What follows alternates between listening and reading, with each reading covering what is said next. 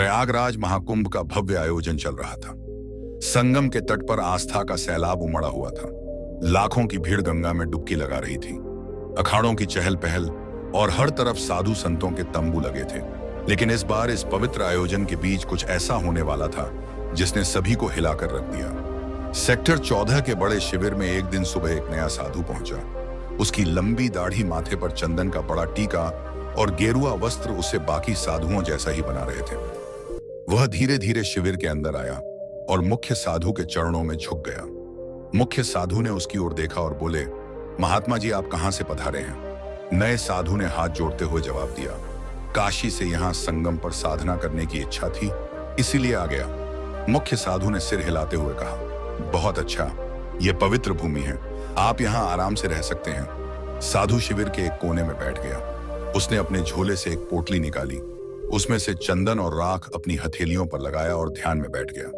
बाकी साधु उसकी ओर ज्यादा ध्यान नहीं दे रहे थे, क्योंकि महाकुंभ में रोजाना ऐसे नए चेहरों का आना जाना आम था। दिन भर वह साधु अन्य संतों के साथ साधारण तरीके से समय बिताता। वह सुबह जल्दी गंगा स्नान करता, दिन भर प्रवचन सुनता और रात होते ही ध्यान में लीन हो जाता। लेकिन रात के समय उसका व्यवहार हार बदल जाता। किशोर, जो उस शिविर में सेवा का काम करता था, ने पहली बार गौर किया कि यह नया साधु हर रात चुपके से शिविर से बाहर चला जाता है। एक रात किशोर ने देखा कि वह साधु शिविर के पीछे गया। आयोजन चल रहा था। संगम के तट पर आस्था का सैलाब उमड़ा हुआ था। लाखों की भीड़ गंगा में डुबकी लगा रही थी। अखाड़ों की चहल पहल और हर तरफ साधु संतों के तंबू लगे थे। लेकिन इस बार इस पवित्र आयोजन के बीच कुछ ऐसा होने वाला था जिसने सभी को हिलाकर रख दिया। सेक्टर 14 के बड़े शिविर में एक दिन सुबह एक नया साधु पहुंचा। उसकी लंबी दाढ़ी, माथे पर चंदन का बड़ा टीका और गेरुआ वस्त्र उसे बाकी साधुओं जैसा ही बना रहे थे। वह धीरे धीरे शिविर के अंदर आया और मुख्य साधु के चरणों में झुक गया। मुख्य साधु ने उसकी ओर देखा और बोले, महात्मा जी, आप कहां से पधारे हैं? नए साधु ने हाथ जोड़ते हुए जवाब दिया, काशी से यहां संगम पर साधना करने की इच्छा थी, इसलिए आ गया। मुख्य साधु ने सिर हिलाते हुए कहा, बहुत अच्छा, यह पवित्र भूमि है, आप यहाँ आराम से रह सकते हैं। साधु शिविर के एक कोने में बैठ गया। उसने अपने झोले से एक पोटली निकाली, उसमें से चंदन और राख अपनी हथेलियों पर लगाया और ध्यान में बैठ गया। बाकी साधु उसकी ओर ज्यादा ध्यान नहीं दे रहे थे, क्योंकि महाकुंभ में रोजाना ऐसे नए चेहरों का आना जाना आम था। दिन भर वह साधु अन्य संतों के साथ साधारण तरीके से समय बिताता। वह सुबह जल्दी गंगा स्नान करता, दिन भर प्रवचन सुनता और रात होते ही ध्यान में लीन हो जाता। लेकिन रात के समय उसका व्यवहार बदल जाता। किशोर, जो उस शिविर में सेवा का काम करता था, ने पहली बार गौर किया कि यह नया साधु हर रात चुपके से शिविर से बाहर चल। कॉलर ने बताया कि महाकुंभ में एक आतंकवादी साधु के भेष में छुपा हुआ है और वह किसी बड़े हमले की योजना बना रहा है। यह सुनकर पुलिस तुरंत सतर्क हो गई। इंस्पेक्टर राजीव शर्मा, जो महाकुंभ की सुरक्षा के प्रमुख थे, ने अपनी टीम को अलर्ट कर दिया। इंस्पेक्टर राजीव हमें हर शिविर की जांच में पूछा, तुम्हारा मकसद क्या था?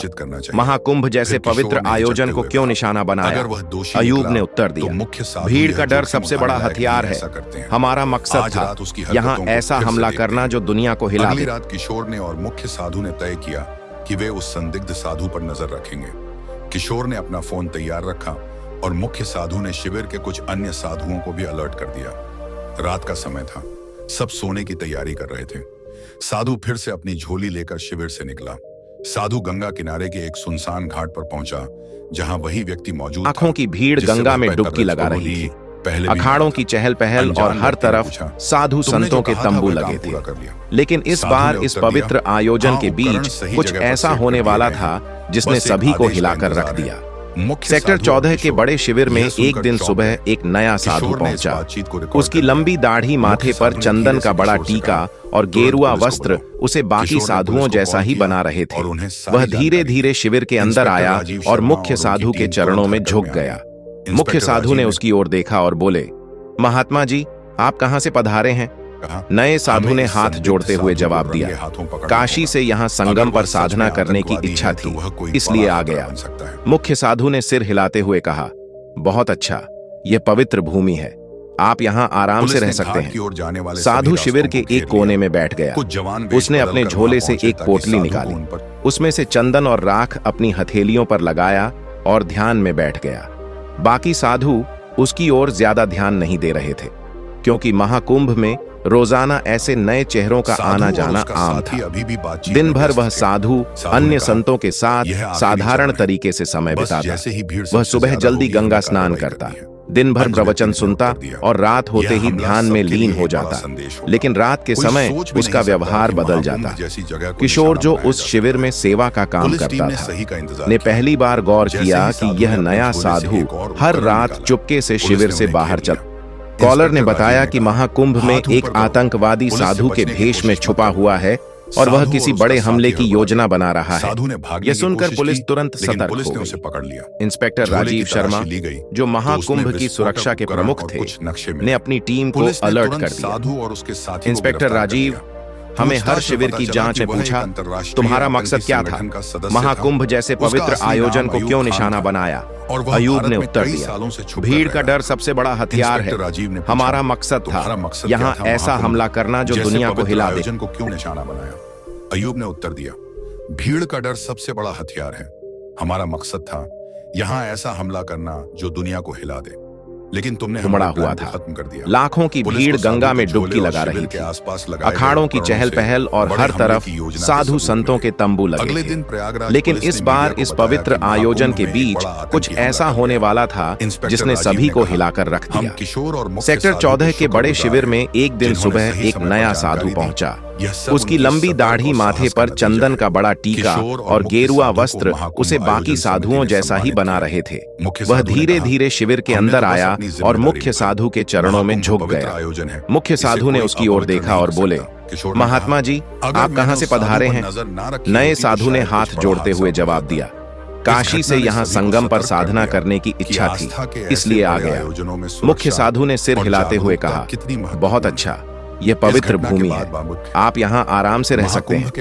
साधु शिविर के एक कोने में बैठ गया। उसने अपने झोले से एक पोटली निकाली, उसमें से चंदन और राख अपनी हथेलियों पर लगाया और ध्यान में बैठ गया। बाकी साधु उसकी ओर ज्यादा ध्यान नहीं दे रहे थे, क्योंकि महाकुंभ में रोजाना ऐसे नए चेहरों का आना जाना आम था। दिन भर वह साधु अन्य संतों के साथ साधारण तरीके से समय बिताता। वह सुबह जल्दी गंगा स्नान करता, दिन भर प्रवचन सुनता और रात होते ही ध्यान में लीन हो जाता। लेकिन रात के समय उसका व्यवहार बदल जाता। किशोर, जो उस शिविर